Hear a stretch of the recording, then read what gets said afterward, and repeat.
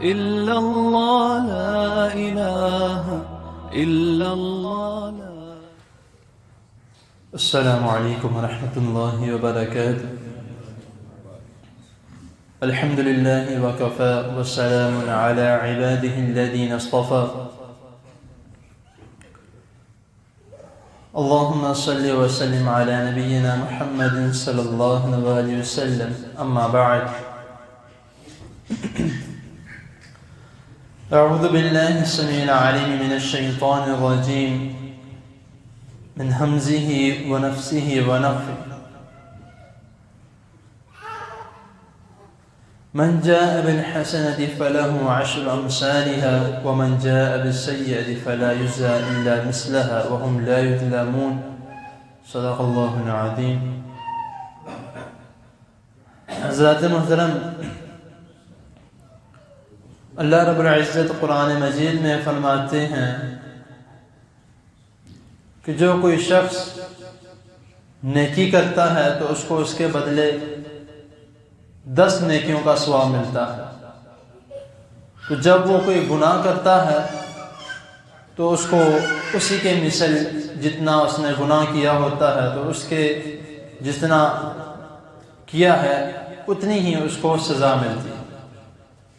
کسی کے ساتھ ظلم نہیں کیا جاتا. تو آپ یہ دیکھیں کہ جب کوئی نیکی کرتے ہیں تو اللہ تعالیٰ اس کو بڑھا دیتے ہیں. اور کئی مقامات پہ یہ بھی آتا ہے کہ 700 گنا 7000 گنا یا اس سے بھی کئی زیادہ بغیر حساب. تو اس کا ہمیں ذرا اہتمام زیادہ کرنا چاہیے، گناہوں سے اجتناب کرنا چاہیے اور نیکیوں کا اہتمام کرنا چاہیے. جتنی زیادہ ہمارے کھاتے میں نیکیاں ہوں گی اتنے ہی زیادہ ہمارے جنت میں جانے کے چانسز زیادہ ہوں گے. تو اسی لیے بہتر یہ ہے کہ خدا نخواستہ انسان ہے، خطا کار ہے، کوئی نہ کوئی جان بوجھ کے یا غلطی سے گناہ ہو جاتا ہے. لیکن بہترین انسان اور بہترین مسلمان وہ ہے جو اپنے اس گناہ پر شرمندگی اختیار کرے اور اس گناہ کی توبہ کرے اور اس کے ساتھ فوراً ہی نیکی کر لے، تاکہ جو گناہ اسے سرزد ہوا ہے وہ اس نیکی کی وجہ سے مٹا دیا جائے. اب اس کی دلیل کیا ہے کہ ایک انسان کوئی گناہ کرتا ہے یا کوئی برائی کرتا ہے تو اس کے بدلے کوئی نیکی کرے تو وہ گناہ مٹا دیا جاتا ہے. السلسلۃ الصحیحہ میں حدیث موجود ہے، حدیث نمبر 1326 میں حضرت ابو ذر رضی اللہ تعالی عنہ بیان کرتے ہیں کہ میں نے رسول اللہ صلی اللہ علیہ وسلم سے عرض کی کہ اے اللہ کے رسول صلی اللہ علیہ وسلم مجھے کوئی نصیحت کیجیے. تو نبی کریم صلی اللہ علیہ وسلم نے فرمایا کہ جب تم سے کوئی برائی سرزد ہو جائے تو تم فوراً نیکی کر لیا کرو. تو جو تم سے برائی ہوئی ہے کہ جب تم نیکی کرو گے تو اس برائی کو مٹا دے گی.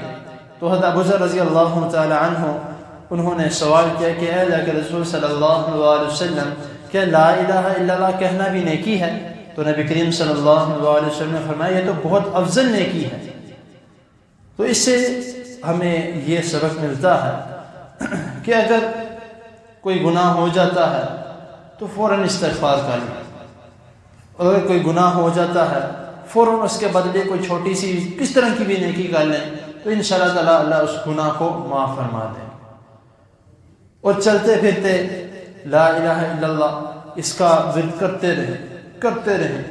کیونکہ آپ نے وہ حدیث سنی ہوگی جس میں رسول اللہ صلی اللہ علیہ وسلم نے فرمایا کہ افضل الذکر لا الہ الا اللہ، کہ ذکروں میں سب سے افضل جو ذکر ہے وہ لا الہ الا اللہ. کیونکہ اس کلمے میں اللہ تعالیٰ کی حمد و ثنا کوٹ کوٹ کے بھری ہے. اور جب کوئی شخص یہ الفاظ بولتا ہے، یہ کلمات بولتا ہے تو پھر اس کے دل میں سے ہر قسم کے شرک، ہر قسم کے اللہ تعالیٰ کے ساتھ کسی کو شریک بنانا نکل جاتا ہے. کیونکہ جب کوئی اس لفظ کو سمجھ کے پڑھتا ہے کہ اس کا مطلب کیا ہے تو پھر وہ اللہ تعالیٰ کے ساتھ کسی کو شریک نہیں بنا سکتا.